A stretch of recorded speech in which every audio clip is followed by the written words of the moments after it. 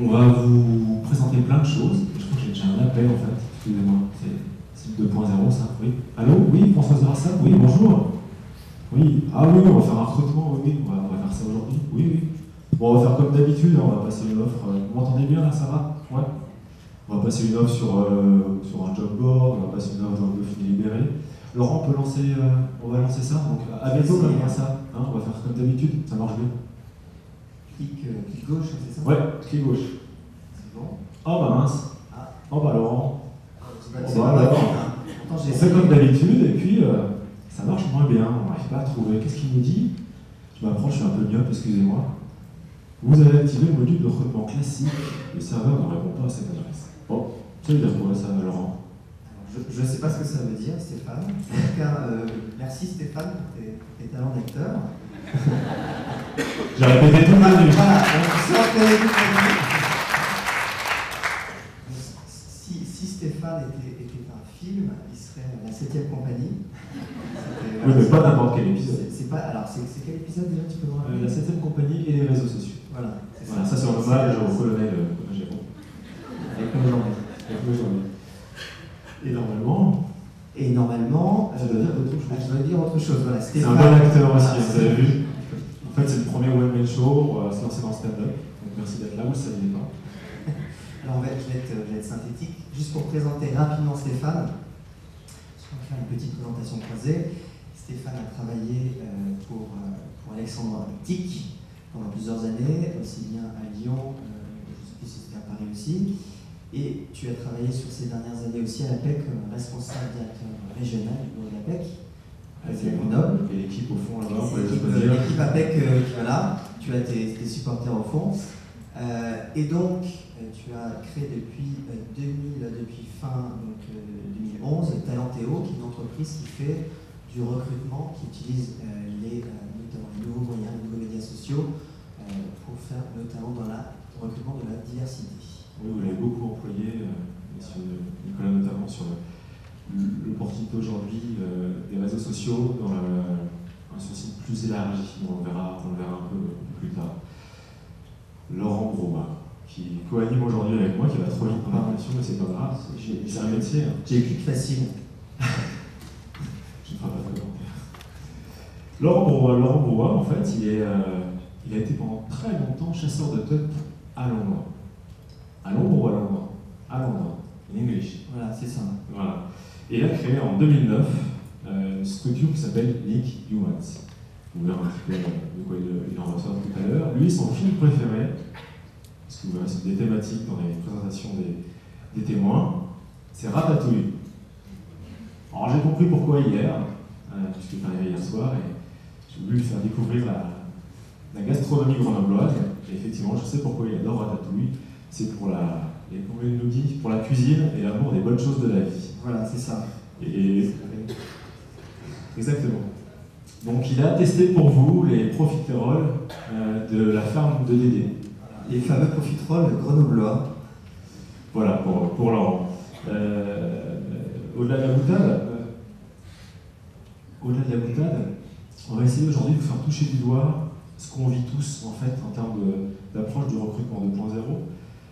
On l'a vu tout à l'heure, le recrutement classique marche encore, mais on a des difficultés sur certains postes, sur certains profils pour sourcer, pour trouver des candidats. Donc on a choisi de commencer par... Je vais vous faire une leçon du jour sur le recrutement 2.0. On ne va pas vous donner de leçon, on va le faire un peu à l'ancienne avec les outils modernes, puisque le recrutement 2.0 c'est aussi ça. C'est la complémentarité d'outils modernes avec ce qui fonctionne déjà très bien. On va aller sur l'histoire.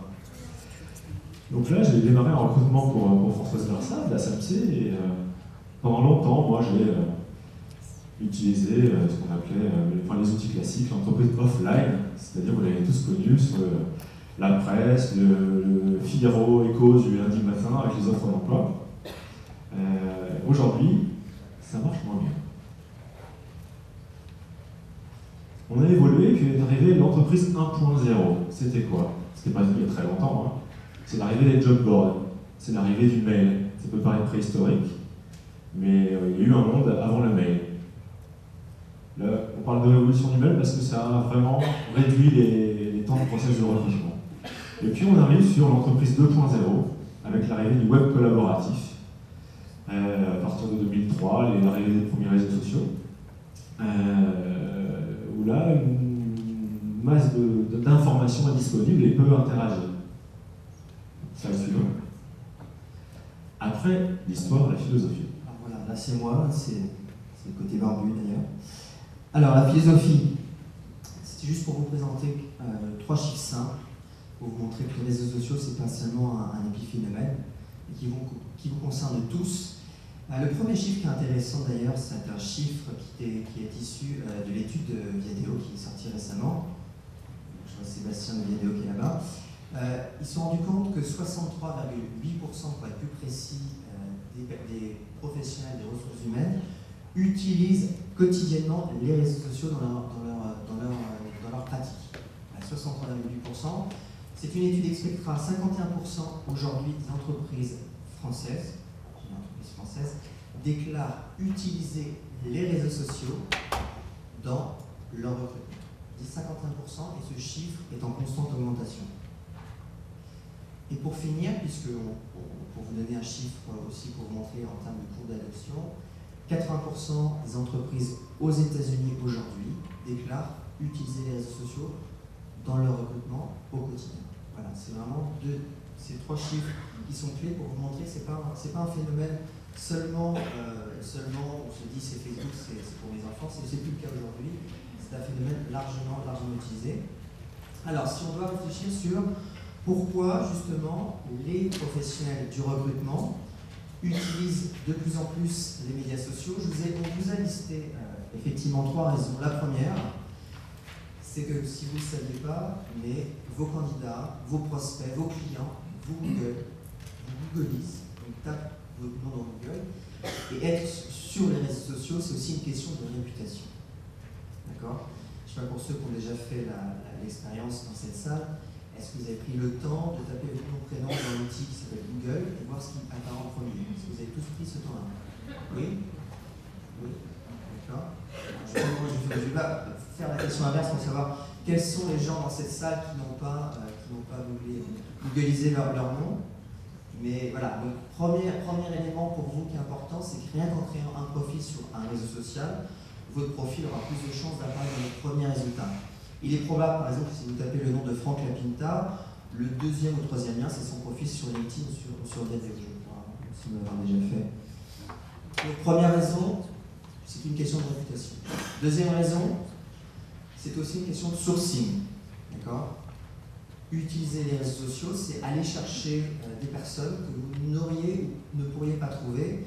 Alors, Sébastien vous parlerait probablement d'aller chercher des candidats passifs, des personnes qui ne sont pas en recherche d'emploi active, on va dire.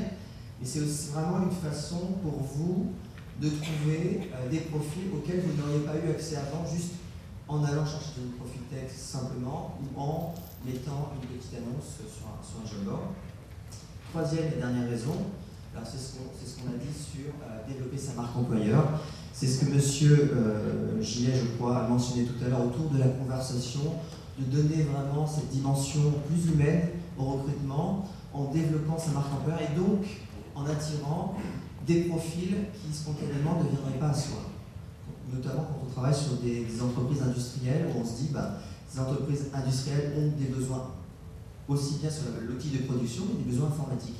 Et moi, je travaille avec plusieurs boîtes du CAC 40 qui ont des besoins non seulement sur leur outil de production, mais aussi des ingénieurs de développement informatique. Ça, on se bouge jamais de ce type de besoin. Voilà à peu près les 3 raisons pour lesquelles, alors on verra dans les ateliers qu'il y aura d'autres raisons, mais si on devait résumer, voilà les 3 principales raisons. Et pour rebondir sur ce que disait M. Nicolas, c'est une thématique qui m'est chère. Les réseaux sociaux sont une formidable opportunité aussi pour des candidats différents de se rendre visibles et d'interagir avec vous. Voilà, après la leçon de philosophie, on va passer à je crois que c'est la leçon de géographie. T'es bon en géographie, Stéphane? Moi, je me défends. D'accord. En géographie. Donc, on a fait le choix aujourd'hui avec vous de zoomer sur 4 réseaux sociaux, puisque vous verrez qu'il y en a beaucoup, ça se développe de manière exponentielle, un peu au même rythme qu'il y a une dizaine d'années sur les job boards. Il y aura un écrémage, mais pour l'instant on est au démarrage de tout ça.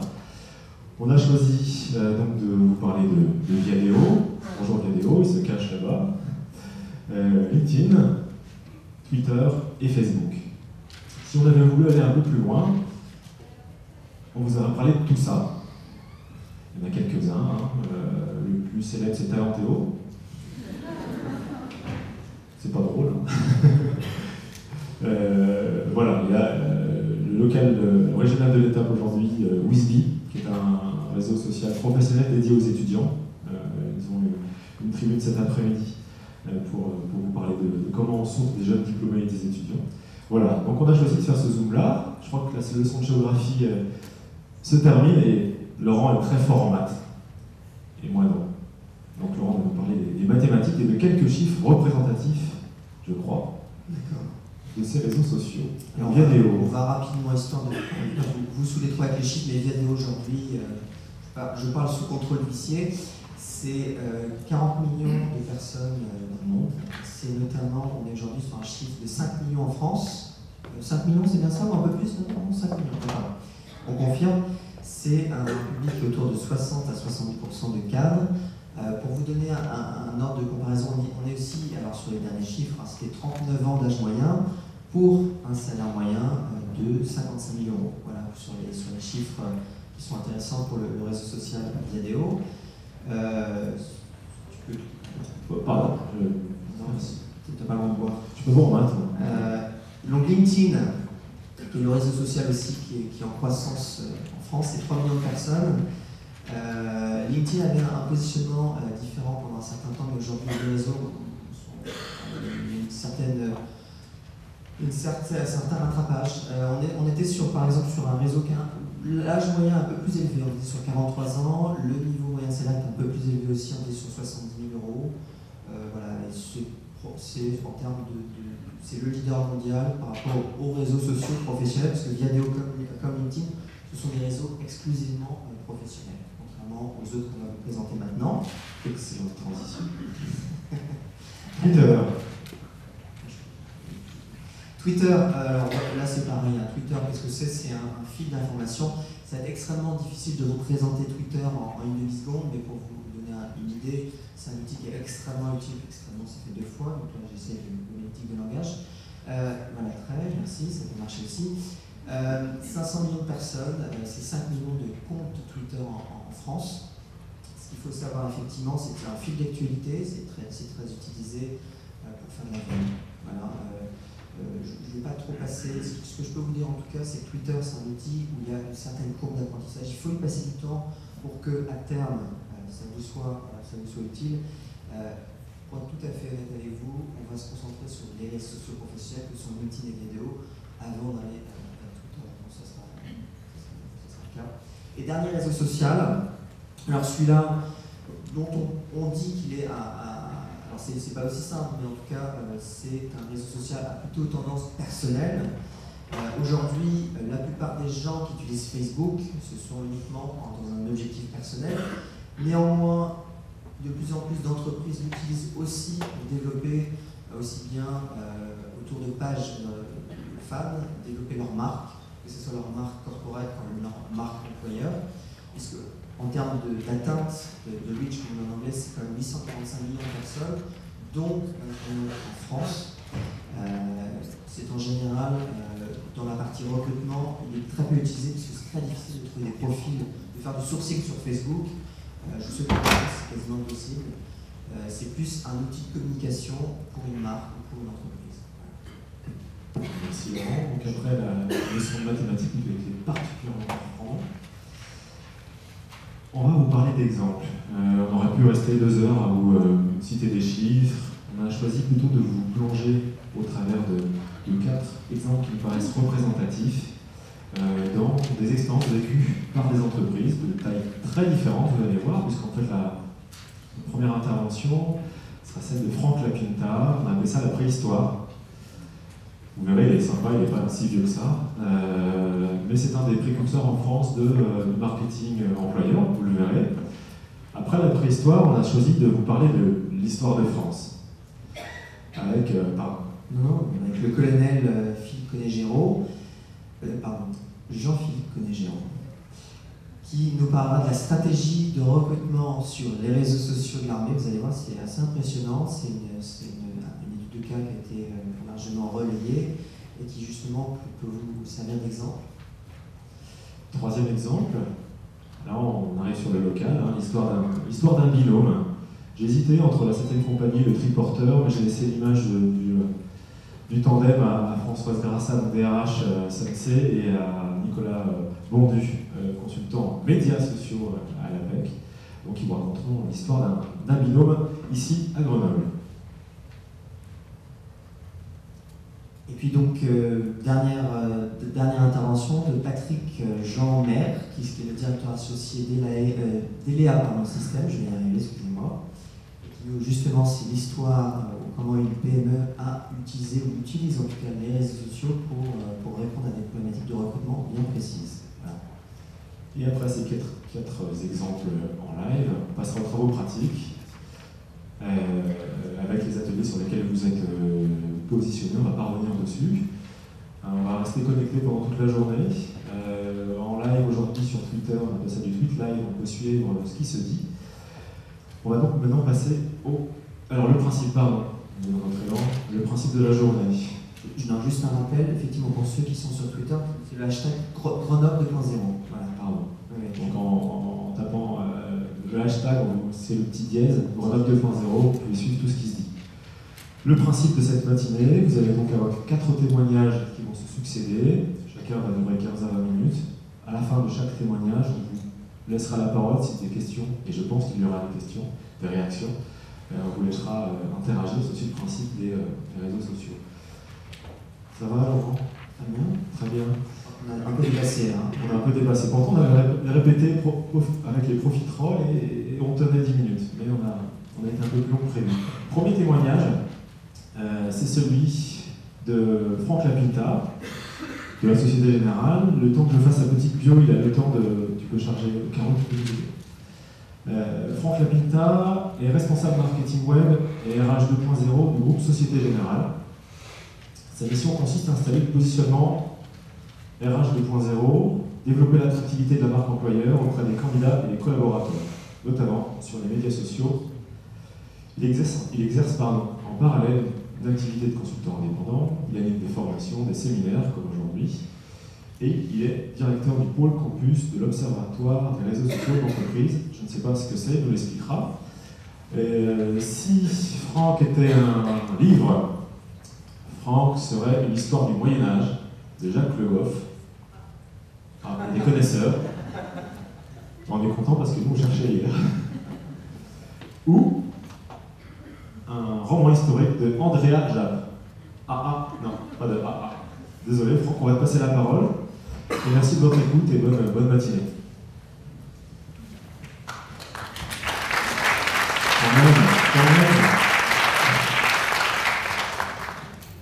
Bonjour à tous. J'ai décidé d'orienter ma présentation d'une vingtaine de minutes sur des objectifs assez simples. Les premiers, c'est vous donner quelques éléments de repères rapides sur les médias sociaux. Ensuite, vous donner quelques éléments pratiques de méthodologie. Et puis vous donner quelques exemples pour vous montrer la diversité des usages que l'on peut faire des médias sociaux. Et puis pour que vous puissiez repartir de cette journée avec quelques éléments concrets que vous puissiez ou tester ou en tout cas mettre en application. Alors en introduction, d'abord sur l'internaute, parce que effectivement c'est surtout l'internaute qui est au milieu de tout ça. Tout à l'heure, en introduction, le sujet a été évoqué, de l'évolution de l'Internet. Il y a une évolution qui est très profonde aussi au niveau des internautes, que vous vivez vous aussi au quotidien en tant qu'internaute, pas nécessairement vous en rendant compte, mais finalement, on a des internautes qui sont passés du statut de consommateur à producteur de contenu. Ça veut dire quoi? Lorsque vous consultez des sites internet, vous consommez de l'information. Et puis lorsque vous vous contentez de cliquer sur une étoile ou sur ou déposer un commentaire sur un site pour dire j'ai aimé ce livre ou j'ai pas aimé ce disque, vous devenez producteur de contenu. Le second élément, c'est que ces internautes qui sont producteurs de contenu, pour certains, ils ont un pouvoir de média très important puisqu'ils vont avoir une audience. Alors, ce ne sera pas nécessairement en mettant des commentaires sur le site de la FNAC, mais ces internautes qui vont avoir par exemple leur blog, pour certains vont avoir une audience très très importante et donc vont avoir un pouvoir de prescription. Le troisième élément sur cet internaute d'aujourd'hui, c'est qu'il va rejeter les émetteurs traditionnels au profit de ses pairs. Je vous donne un autre exemple concret. Lorsque vous cherchez par exemple un hôtel, vous avez la possibilité d'aller sur le site des hôtels, mais aussi d'aller sur un site comme TripAdvisor qui va vous permettre de voir quelle est la réalité finalement de ces hôtels. Pourquoi vous allez aller sur ces sites? Parce que vous considérez que les émetteurs traditionnels, quels qu'ils soient, en l'occurrence un site de l'hôtel, a quelque chose à vous vendre. Alors qu'en allant sur un site comme TripAdvisor, vos pairs n'ont rien à vous vendre et donc vous considérez que l'information que vous allez recevoir sera plus pertinente et vous aidera davantage, de façon plus objective, à faire votre choix. Quatrième élément, c'est que cet internaute est en attente de preuves et non plus de promesses. On constate qu'il y a un rejet assez fort des discours marketing au sens large. Et ensuite que cet internaute va rechercher le dialogue avec les différentes parties prenantes et notamment avec les entreprises. D'égal à égal, ça veut dire qu'il va avoir la possibilité de prendre l'initiative de la discussion et puis qu'il souhaite avoir une réponse très très rapide qui correspond vraiment à ses attentes. La conséquence pour l'entreprise finalement, c'est que jusqu'à présent l'entreprise était un petit peu maître de la gestion de sa marque, c'est-à-dire que l'entreprise décidait le moment de la prise de parole, le lieu de la prise de parole, le sujet. Je vais décider de parler de tel événement sur mon entreprise en utilisant tel média. Et ça voulait dire que l'entreprise était la seule à parler de sa marque. Aujourd'hui, au travers de toutes ces conversations qu'il y a sur les médias sociaux au sens large, l'entreprise perd une partie du pouvoir de maîtrise de sa marque. Et cette marque, petit à petit, est substituée par la réputation qui est créée par l'ensemble de toutes ces conversations que l'on va retrouver sur Internet, sur les médias sociaux, et qui vont constituer la réputation de l'entreprise. Pour entrer un petit peu plus sur les RH, on l'a dit tout à l'heure, donc en intro, je passe rapidement. Finalement, en très peu d'années, on est passé d'une situation où le marché de l'emploi était sur du papier, c'est-à-dire d'un côté la presse et de l'autre les candidatures papier, à une période rapide du web avec l'arrivée de Monster en France et aujourd'hui de plus en plus avec un déplacement du web vers les médias sociaux. C'est finalement quelque chose de très naturel. Il n'y a pas de raison que l'activité du recrutement soit la seule activité économique qui ne soit pas impactée par les médias sociaux. C'est le cas pour les grands médias, pour le divertissement, pour l'information, pour le e-commerce. Je vous ai mis deux slides. Ce sont deux études qui ont été réalisées fin d'année dernière sur un panel d'un peu plus de 40 000 personnes dans à peu près 60 pays. C'est pour vous montrer, le premier élément, c'est qu'on constate qu'il y a une chute de l'audience des sites corporate et des sites de marque. Et c'est ce que je vous disais à propos du rejet à la fois des émetteurs traditionnels et du discours marketing des entreprises. Et en parallèle à cette courbe, celle-ci, qui est le développement de l'usage des médias sociaux. Donc ça veut dire qu'aujourd'hui, les entreprises n'ont pas d'autre choix que de faire face à cette situation, que ce soit en recrutement, c'est l'objet d'aujourd'hui, ou sur d'autres activités économiques. Le candidat 2.0 qui est décliné de ce internaute 2.0, ça je pense que vous le vivez tous les jours. Il a une approche très consumériste du marché de l'emploi, c'est-à-dire qu'il va évaluer les offres qui lui sont proposées en fonction de l'intérêt et du gain immédiat que va avoir le candidat. Le gain va se porter sur la valeur qu'il va avoir sur le marché de l'emploi. Et le choix de son entreprise se fera vers l'entreprise qui lui permettra de maximiser cette valeur à très court terme. Second, c'est la volonté de traiter d'égal à égal avec l'entreprise. Troisième élément, je l'ai évoqué, le bénéfice immédiat. Le rejet des interlocuteurs imposés par l'entreprise, effectivement, c'est les candidats aujourd'hui vont chercher à rentrer en contact avec des interlocuteurs que eux-mêmes vont choisir. Et ce ne sera pas nécessairement les responsables de recrutement qui vont les intéresser, mais plutôt des personnes dans l'entreprise qui font le même métier qu'eux et qui seront peut-être plus à même, en tout cas dans leur esprit, de leur donner des informations plus précises sur la réalité de l'activité, le quotidien de la mission, etc. Dernier élément, c'est le discours et le dialogue individualisé. On se rend compte que les candidats, ce qu'ils recherchent aujourd'hui, c'est un interlocuteur qui puisse leur permettre de répondre de façon précise et très rapide à leurs problématiques personnelles. Alors, l'expérience du candidat aujourd'hui, j'ai pris un exemple très simple. Je vais taper offre d'emploi Société Générale, ce qui est dans Google une requête assez ciblée. Je vais avoir finalement deux types de résultats. Le premier, ça va être ce que l'on peut appeler les sites traditionnels de l'entreprise, les sites corporate, et puis en dessous, toute une partie de sites divers et variés sur lesquels vont remonter des informations qui concernent mon entreprise. La partie du dessus, c'est la partie que je maîtrise, puisque je vais travailler mes contenus. La partie du dessous, c'est celle que je vais subir, puisque j'ai tous ces émetteurs alternatifs qui vont s'exprimer sur ma marque. Ça veut dire que finalement, je vais avoir une partie qui est plutôt du domaine de la marque, au-dessus, et en dessous, du domaine de la réputation. Et c'est finalement toute cette partie que je ne peux pas maîtriser, que je ne peux pas percevoir, que je vais devoir surveiller et travailler. Alors, effectivement, pour pouvoir surveiller ce qui se dit sur mon entreprise, il est indispensable que je fasse un minimum de veille. Un minimum de veille avec un certain nombre d'outils qui existent aujourd'hui et qui ont l'avantage d'être gratuits. Pourquoi faire de la veille, encore une fois, même si vous n'êtes pas actif sur les médias sociaux, c'est important que vous sachiez ce qui va se dire sur vous, sur votre entreprise, sur vos produits, sur vos dirigeants. Ça va être un moyen de savoir pour vous ce que font vos concurrents, savoir comment s'expriment vos cibles, les cibles directes ou indirectes, savoir quelles sont leurs attentes, leurs interrogations, et éventuellement faire évoluer votre discours, et puis nourrir votre réflexion pour recruter ces personnes. Et puis surtout, comme ces contenus sur les médias sociaux changent beaucoup, il est important pour vous de les suivre rapidement. Quelques exemples concrets. Alors, je vais... comme on n'a pas trop de temps, je vais aller vite. Il y a encore une minute. Bon, ça va. Il ne s'agit pas d'une grande stratégie théorique. Ce sont des éléments qui se sont structurés petit à petit, de façon assez pragmatique au fur et à mesure de l'expérience que l'on a eue sur les médias sociaux. C'est un modèle que je vous donne, mais il y en a absolument plein d'autres. La chose qui est à retenir là-dedans, c'est qu'il est important de faire ça avec méthode. C'est finalement pas quelque chose de très très compliqué que les médias sociaux.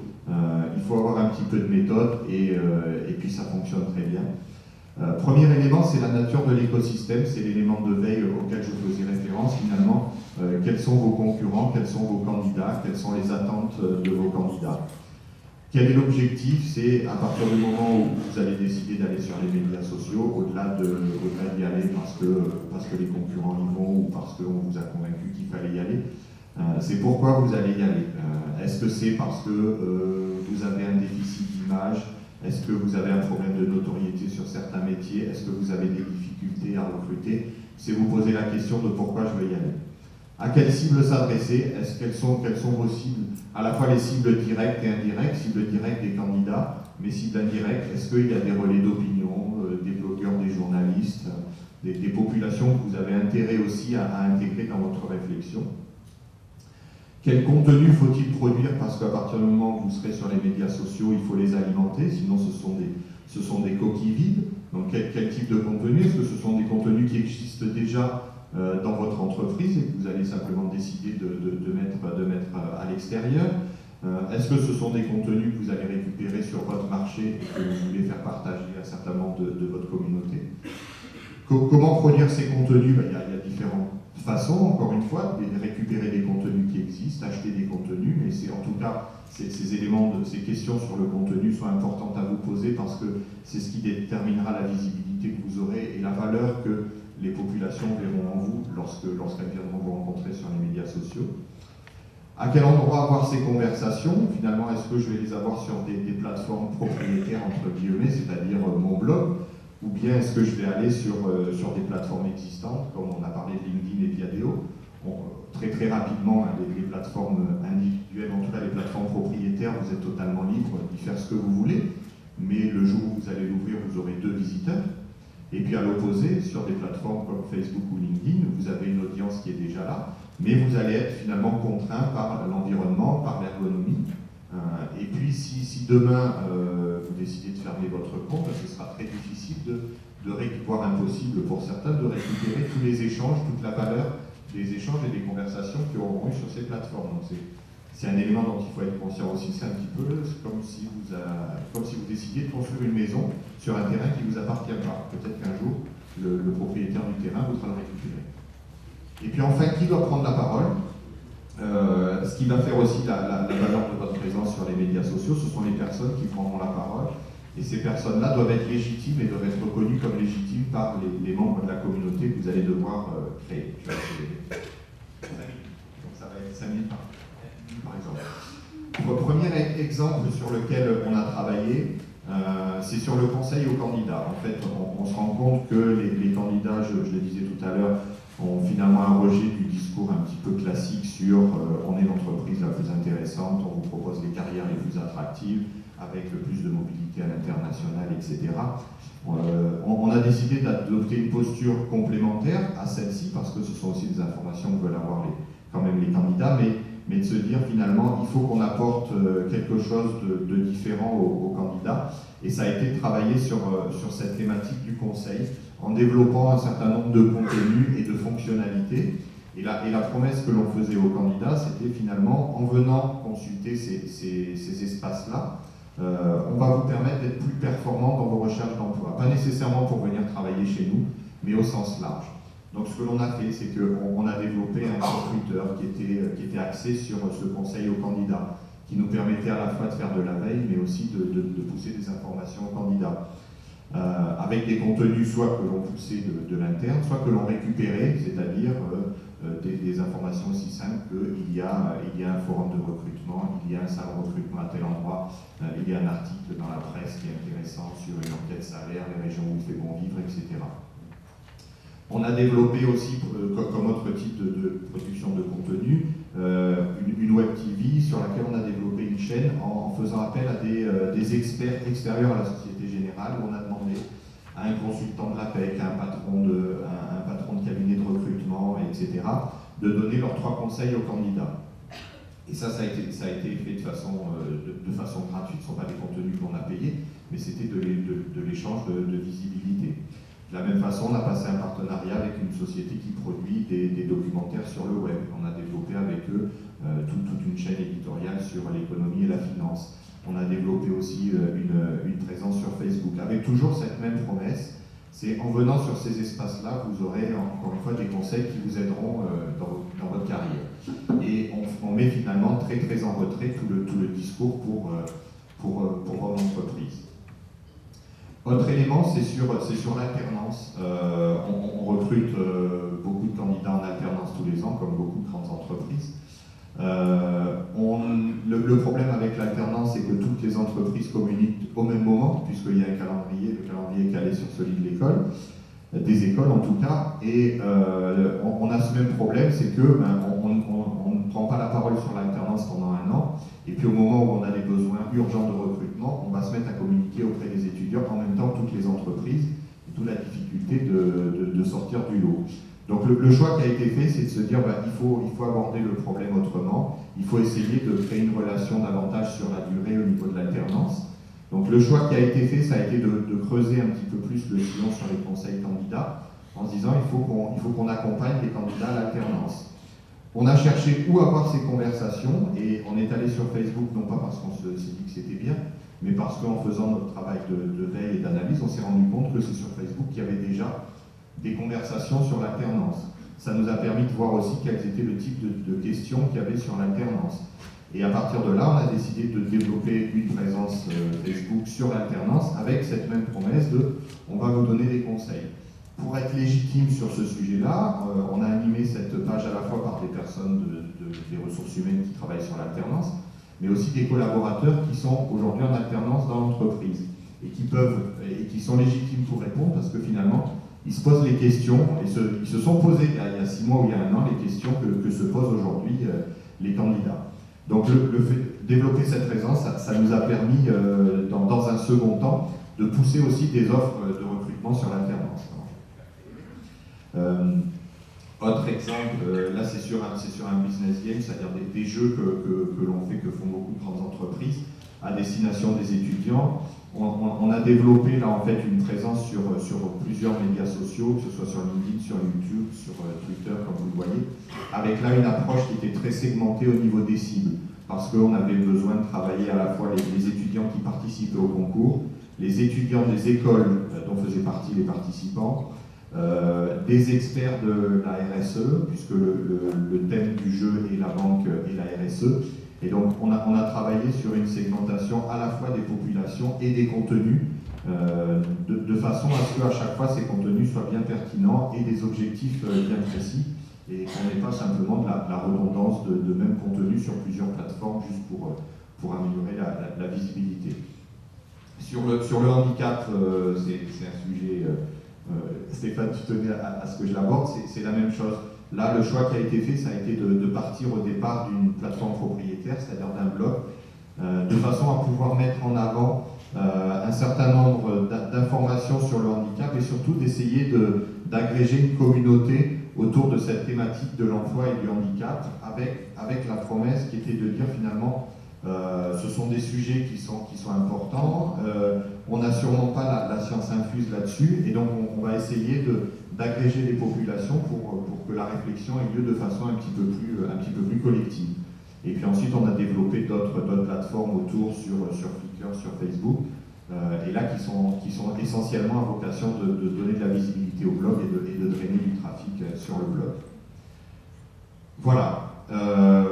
Pour terminer, je vous propose de vous poser, de vous poser quelques petites questions, en tout cas de les avoir, d'y réfléchir quand vous serez chez vous ce soir. Est-ce que vos collaborateurs sont présents sur les réseaux sociaux? Est-ce que vous savez déjà s'ils y sont? Est-ce que vous savez ce qu'ils disent de votre entreprise? Au-delà de ces collaborateurs, est-ce qu'on parle de votre entreprise en tant que recruteur, mais aussi sur un aspect plus commercial? Est-ce que les candidats que vous recherchez, vous avez du mal à recruter parfois? Est-ce qu'ils peuvent être par hasard sur les réseaux sociaux? Est-ce que vous avez déjà été approché par un candidat? Alors ça pourrait être aussi un client via les réseaux sociaux. Est-ce que les écoles que vous cherchez à toucher sont sur les réseaux sociaux? Celle-là, je peux vous répondre moi que c'est oui. Aujourd'hui, toutes les écoles se mettent sur les médias sociaux, toutes les écoles intègrent des community managers pour faire la promotion de l'école à la fois auprès des entreprises et à la fois auprès des étudiants. Je vous donne une petite astuce. Aujourd'hui, ce métier de community manager dans les écoles est nouveau. Ce sont très souvent des personnes qui ont besoin finalement d'installer leur légitimité et leur contribution au niveau des écoles, et que ça peut être des points d'entrée plus faciles que d'autres pour toucher ces écoles. Voilà, il ne vous reste plus qu'à vous jeter à l'eau. Merci. Merci, on peut l'applaudir, je crois.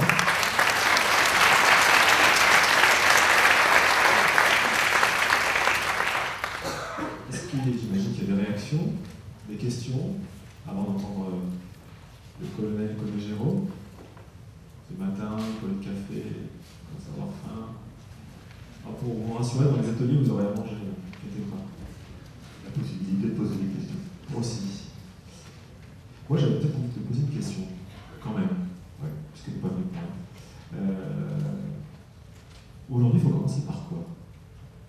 Est-ce qu'il faut tout faire en même temps? Est-ce qu'il y a des... Par quoi on commence? Tu dis se jeter à l'eau, mais... Alors, il faut pas... Enfin, il faut pas. Ça, c'est un peu prétentieux de dire il faut pas, parce que je ne crois pas qu'il y ait de grande théorie. Il faut surtout essayer. Non, c'est pas possible d'aller partout en même temps. Je vous ai donné l'exemple d'une grande entreprise. Mais lorsqu'on a commencé, j'étais tout seul à le faire et j'ai commencé par le faire sur une plateforme et une seule et unique plateforme. Donc de toute façon, il y a un début, il faut commencer. Je disais tout à l'heure qu'il faut se poser un certain nombre de questions. Je considère que c'est pas quelque chose de très compliqué d'aller sur les médias sociaux. Je sais pas, la physique nucléaire ou la chirurgie cardiaque, c'est bien plus compliqué. Les médias sociaux, je trouve que c'est beaucoup de bon sens, de la méthode et du bon sens, et à partir de là, il y a déjà pas mal de succès. Donc c'est de commencer en fonction des problèmes que vous avez, des objectifs, des besoins, enfin de vous poser la question en quoi ces réseaux-là peuvent m'aider, et puis ensuite d'essayer. L'avantage des réseaux sociaux, c'est que si demain vous ouvrez une page sur Facebook ou un compte sur Twitter, encore une fois, votre audience va être de 1 ou 2 personnes. Donc vous pouvez vous tromper, c'est pas grave. Le gros avantage des médias sociaux, c'est que finalement votre courbe d'expérience va grandir en même temps que votre audience. Et donc ça, c'est quelque chose qui est à garder à l'esprit. Alors, Franck, je vous fais un peu l'avocat du diable, si je puis dire. Ici, dans cette salle, il y a pas mal de PME, et pour eux, parfois, ça peut être difficile aussi de s'identifier avec une entreprise comme la Société Générale, qui est une grande entreprise, qui a des besoins de recrutement qui sont assez importants. Est-ce que justement, par rapport à la question du temps à consacrer cet outil, quand tu dis se jeter à l'eau, etc., quand on est dans l'opérationnel, qu'on n'a pas toujours le temps de le faire, qu'est-ce que tu conseillerais justement par rapport à tout ça pour une PME? Alors c'est vrai que les exemples que j'ai donnés, c'est une grande entreprise, mais j'ai souvent cette question, parce que c'est pas la première fois que je la lance dans des CCI, d'abord de commencer à choisir effectivement l'endroit sur lequel vous voulez aller en sachant pourquoi vous voulez y aller. C'est un moyen de limiter le temps à y passer, ça c'est le premier élément. Le second, c'est que je pense que justement les PME ont certains avantages que n'ont pas les grandes entreprises pour les médias sociaux. Les règles du jeu qui existent sur les médias sociaux sont peut-être plus proches de l'organisation des PME que des grandes entreprises. Tu veux dire que c'est agile? C'est la nécessité, par exemple, de ne pas avoir un circuit de validation des contenus qui passe par le filtre de 12 personnes. C'est le fait d'avoir une prise de parole qui soit un petit peu informelle. C'est le fait de pouvoir développer des notions de proximité, de réactivité. C'est le fait de pouvoir communiquer avec une communauté qui est assez proche. C'est vrai que tu as raison de poser la question, c'est un élément qui est important. Aujourd'hui, ce que vous entendez comme exemple sur les médias sociaux, ce sont beaucoup de grandes entreprises, c'est Starbucks, c'est Coca-Cola, c'est Audi qui sont présents. Et ça peut vous paraître très très loin de vos préoccupations et de votre mode de fonctionnement à vous. Mais je pense au contraire que c'est peut-être un complexe d'infériorité qui n'est absolument pas fondé. Et je crois encore une fois que les moyennes entreprises ont davantage que les grandes d'opportunités à tirer des médias sociaux. Et encore une fois, pas que sur le recrutement.